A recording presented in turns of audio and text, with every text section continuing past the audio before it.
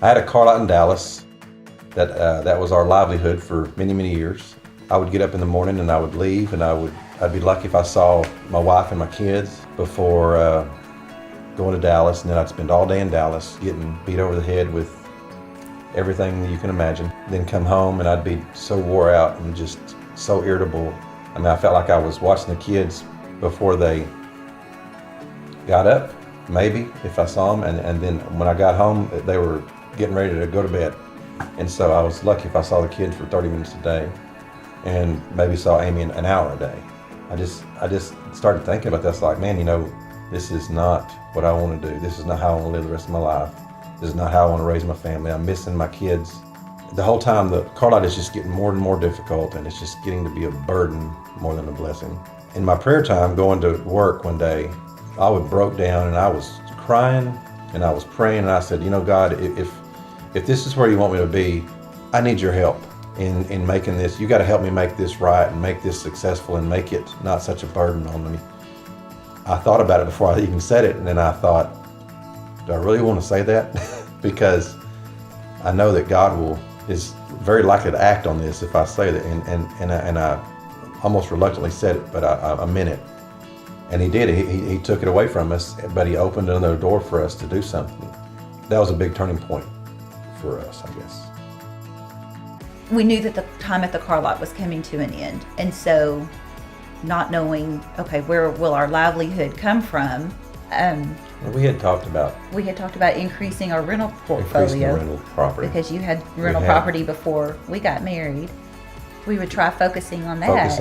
And let's just see if we can increase that, and we'll make do with. I don't know how that all plays out, but we'll figure that out. And as those doors close to the car lot, it's like the doors for houses and property opened.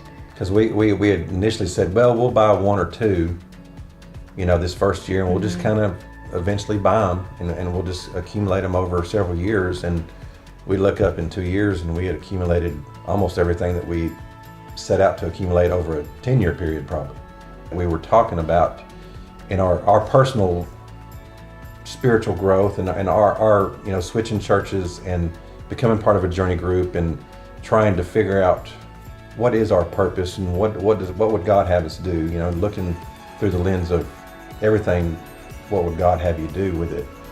How do we rent houses for the Lord? It's kind of a puzzling thing at first, and it's that Colossians 3:23 that was on our minds a whole lot, of doing something as if you're doing it for the Lord, wholeheartedly for the Lord. It's not just for man.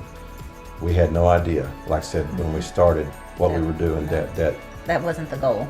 But it has turned into that. Mm-hmm.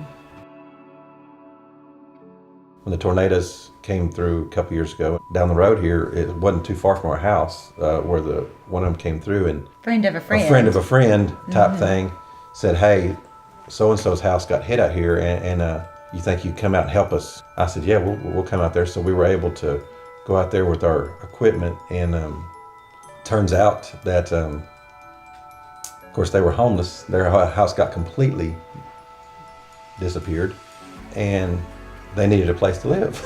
And so we just happened to have a empty house at the time, and so they ended up renting a house from us in the interim between them building and rebuilding their house. So we gave them the welcome basket and stuff, and then we started talking to them about church and stuff, and we invited them. They're still going today, and they're actually part of our journey group and members now. Right? Members, yeah. And so, that wouldn't be possible if I was still going to Dallas and I was still having to do that. I wouldn't have had the time to go out there. And we talk about that all the time, how crazy it is that we didn't even know them 2 years ago, and now we're like best friends with them, and going to church with them. They're in our journey group. They're part of our lives.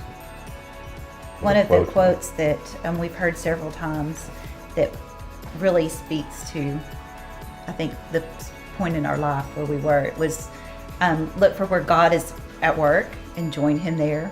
And so that's something that I think we really felt that when we heard it. It was like, this is what we've been waiting for.